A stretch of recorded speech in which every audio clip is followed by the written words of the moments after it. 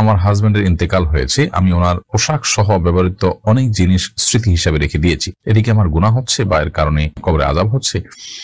যে জিনিসগুলো স্মৃতি হিসাবে রেখেছেন সেগুলো আপনি ব্যবহার করবেন, হয়তো হালকা ব্যবহার করেন, বেশিরভাগ ক্ষেত্রে রেখে দেন, অসুবিধা নেই, এর কারণে কোনো গুনাহ হবে না ইনশাআল্লাহ তাআলা। তবে এটা যদি এমন হয় যে ব্যাপক পরিমাণ তার সম্পদ সেগুলো সবই আপনি স্মৃতি হিসাবে রেখে দিয়েছেন, সেটাতে অন্য ওয়ারিসদের কিন্তু অধিকার জড়িত আছে।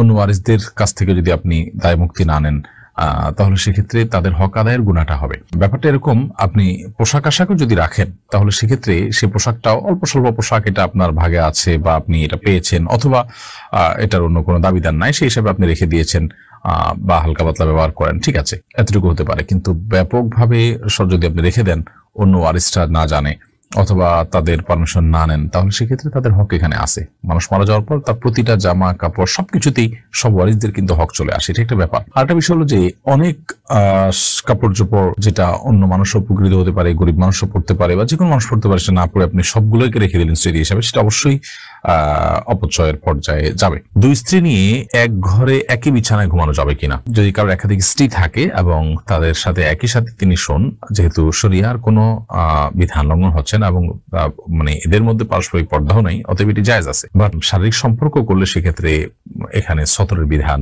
চলে আসবে, সেই কারণে সেটির ক্ষেত্রে অবশ্যই আপনাকে শরিয়ার বিধানের আলোকে আপনাকে করতে হবে। এবং সেক্ষেত্রে আপনার যদি একে অন্যের সতর দেখেন এরকম কোনো পরিবেশ তৈরি হয়, তাহলে সেটা অবশ্যই নাজায়েজ এবং গুনাহ হবে। শাহ আলম লিখেছেন, জানাজার নামাজে যদি কেউ মাসবুক হয়, যদি এক বা একাধিক তাকবীর ছুটে যায় তাহলে করণীয় কি? তাহলে ইমামের সাথে যে তাকবীর আপনি পেয়েছেন একটি বা দুটি, সেটি আপনি দিবেন। এরপরে যেগুলো ছুটে গেছে ইমামের সালাম ফেরানোর সময় আপনি সালাম না ফিরিয়ে আপনি বাকি তাকবীরগুলো দিয়ে নামাজ যেরকম ছুটে গেলে আপনি পড়েন, সেরকম যেগুলো ছুটে গেছে সেগুলো পড়ে তারপর আপনি সালাম ফিরিয়ে নামাজ শেষ করবেন। এরপর শাহনাজ পারভিন আপনি ইউটিউব চ্যানেলে লিখেছেন, আমি আমার ছেলেকে বলেছিলাম তুমি যদি এই সপ্তাহের মধ্যে কোরআন মাজিদ খতম না করো তাহলে আমি তোমাকে আল্লাহর কসম একটি টাকাও দিব না। সামনে 1 তারিখ হতে মাদ্রাসা টাকা দিতে হয়েছে, এরপরে সে খতম করেছে, এখন আমার করণীয় কি? আপনি সপ্তাহের মধ্যে কোরআন তেলাওয়াত করতে বলেছেন, সেই সপ্তাহের মধ্যে কোরআন তেলাওয়াত করেনি এবং সপ্তাহের মধ্যে কোরআন তেলাওয়াত না করলে আপনি তাকে আর কোনো টাকা দিবেন না বলেছেন, কিন্তু আপনাকে টাকা দিতে হয়েছে, অর্থাৎ সে আপনার কথা রাখেনি এবং আপনি আপনার শপথ ভঙ্গ করে তাকে টাকা দিতে হয়েছে। যদি এরকম হয় তাহলে সেক্ষেত্রে আপনি এখন শপথের কাফারা দিয়ে দিবেন।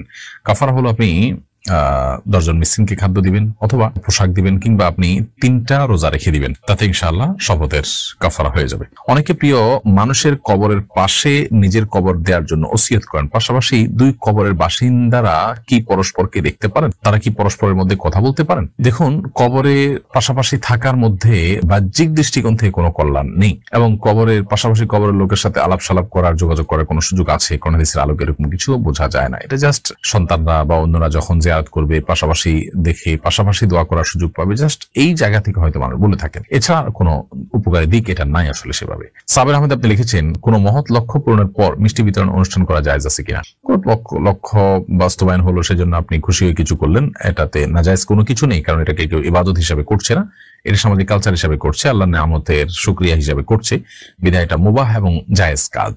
তানভীর আল কাদির আপনি এআইডি থেকে লিখেছেন, মসজিদের বাইরে ভিন্ন বিল্ডিং থেকে সাউন্ড বক্সের মাধ্যমে মসজিদের ইমামের কেরাত শুনে ইক্তেদা করে নামাজ আদায় করা জায়েজ হবে কিনা? মসজিদের বাইরে সাউন্ড বক্স যেটা আছে সেটার আওয়াজ শুনে আপনি অন্য ভবন থেকে অনুসরণ করলেন, নামাজ আদায় হবে না।